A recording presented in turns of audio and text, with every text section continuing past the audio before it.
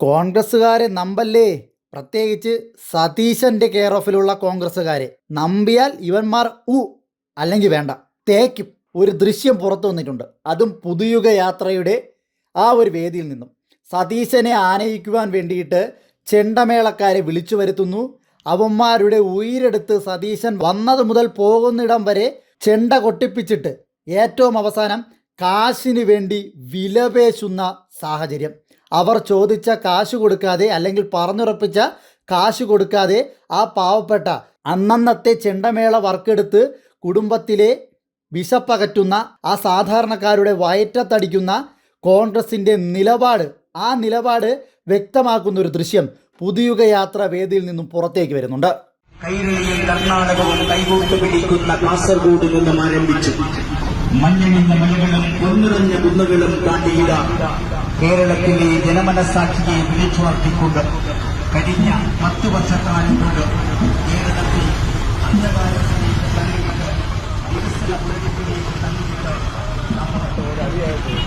ഫാറൂഖാണോ?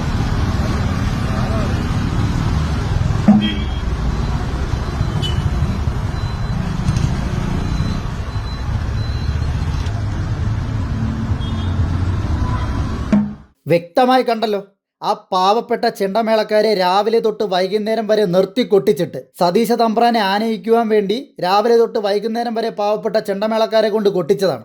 ഏറ്റവും അവസാനം മേളക്കാർ കാശ് വാങ്ങിക്കാൻ ചെന്നപ്പോൾ സ്ഥിരം കോൺഗ്രസ് പല്ലവി മുണ്ടു പൊക്കി കാണിക്കുന്ന കാഴ്ച. എന്നിട്ട് അവിടെ നിന്ന് ഒരു എളുപ്പമില്ലാതെ വിലപേശുകയാണ്. ഒന്ന് ചിന്തിച്ചു നോക്കിയേ, സാധാരണക്കാരിൽ സാധാരണക്കാരാണ് ചെണ്ടമേളത്തിനൊക്കെ പോകുന്നത്. ആ സാധാരണക്കാരുടെ വീട്ടിലെ അടുപ്പ് കത്തുന്നത് തന്നെ ഈ കൊണ്ടു ചെല്ലുന്ന കാശ് കൊണ്ടായിരിക്കാം, അല്ലെങ്കിൽ ആ വീട്ടിലുള്ള കുടുംബത്തിലുള്ള അംഗങ്ങളുടെ വിശപ്പകറ്റുന്നത് ഈ ചെണ്ടമേളമൊക്കെ കഴിഞ്ഞ് കൊണ്ടു ചെല്ലുന്ന കാശ് കൊണ്ടായിരിക്കാം. ആ വിശപ്പകറ്റുവാനുള്ള കാശിനാണ് ഈ കോൺഗ്രസിൻ്റെ മുതുക്ക് നേതാക്കന്മാർ പോയിരുന്ന് വിലപേശുന്നത്. ഇത്രയും വലിയ പരിപാടികളൊക്കെ നടത്തുന്നതല്ലേ, പറഞ്ഞ വാക്കിന് സ്വല്പം മാന്യത കാണിച്ചൂടെ? എത്ര രൂപയായിരിക്കാം കൂടിപ്പോയ ആ മേളക്കാർ ചോദിച്ചിട്ടുള്ളത്? 500-1000 രൂപ താത്തിക്കൊടുക്കാൻ വേണ്ടിയിട്ടാണ് ഈ കിടന്ന് വിലപേശുന്നത് ഈ കോൺഗ്രസിൻ്റെ നേതാക്കന്മാർ. ഇവന്മാർക്കൊക്കെ വേറെ പണിയില്ലേ എന്നാണ് ചോദിക്കാനുള്ളത്.